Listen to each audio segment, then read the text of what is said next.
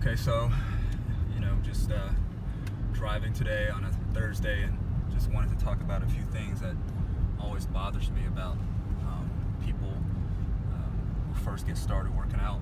And one of the main things is people don't want to focus on the foundational things anymore. They don't want to focus on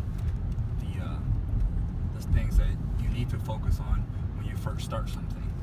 And always compare fitness, bodybuilding to martial arts. It looks glamorous when you see people on the expert level do things, but in the beginning, it's highly repetitive. It's highly boring, largely because it's a skill that requires a lot of repetition. And these days, when I see people getting into the gym, getting a personal trainer, all they want to focus on is how many supplements they can take right away, and how many different kinds of workouts they can do, instead of focusing on learning the movement and, most importantly, understanding the body. So most people are usually in a rush to get somewhere without understanding the process, and therefore they never end up loving the process. And fitness done over time is going to require a lot of passion and a lot of love, and until you understand your body, you're never going to be able to devote your full attention to it, because to you it's always going to feel like a job, a chore, and something that you have to do, and you're always going to end up fitting it in whenever you can, instead of making it a priority. So these days when I talk to people, they're always trying to squeeze it in somewhere, first thing in the morning, last thing at night, but they demand so much out of their workouts at the same time. It's like, if it's not a priority, how are you going to get the kind of results that you are looking for, that you're demanding from yourself, because you're either too sleepy, too tired, or too short on time to really maximize any single one of those workouts?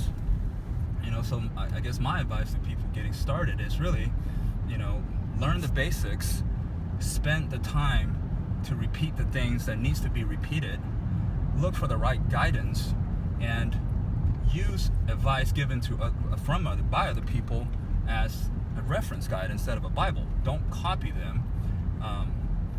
Use their advice and cater to yourself, because the ultimate goal is understanding yourself, because that's the only way that you can carry this all the way to the end, to the point where you look like the people you're trying to follow on the internet, in the magazines, on TV. And until you get to that point, you're just going to be repeating someone else's plan for you, and that's probably never going to work. All right, here we go again, back in the car. Just finished training chest, and I thought I'd talk a little bit about training in general. As usual in the gym, there's a whole bunch of people doing crazy things that I guess they consider to be innovative. And typically the questions I get asked is, what is the best exercise for chest, upper chest, lower chest? Is it a press? Is it a fly? And I think most people, for the most part, miss the point of training, because to me, training is really about consistency over time. The longer you train for, with a high enough intensity over a period of time, the more effective it really is. And I mention that because most people don't really have a plan, and they tend to wing it in the gym.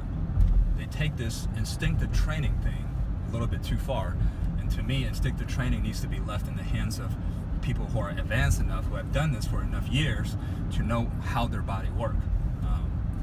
Most beginners using instinctive training usually just means going to the gym and occupying whatever equipment is open. Is it a chest press? Is it the barbell? And they don't really do the homework that's necessary to have a complete workout that works the body part completely. So it's really simple for me, whether it's chest, arms, shoulders, whatever it may be. Pick 4 or 5 exercises, 3 to 4 sets each, and keep the rep range reasonable. 12 to 15 reps, 10 to 12, whatever you prefer if you're a beginner or just getting started. Different people use lower rep ranges and heavier weight, and then some people like to use higher reps. let them. They're experts for a reason. But if you're getting started, 10 to 12 reps is probably the perfect rep scheme for you to stick to for at least the first 6 months before you try to introduce anything new. And the 3 to 4 exercises, my gosh, pick simple, easy, basic ones that you are going to be able to execute each and every time to perfection, flawlessly, meaning every rep goes to the same position with the same speed and gets lowered to the same point on your body.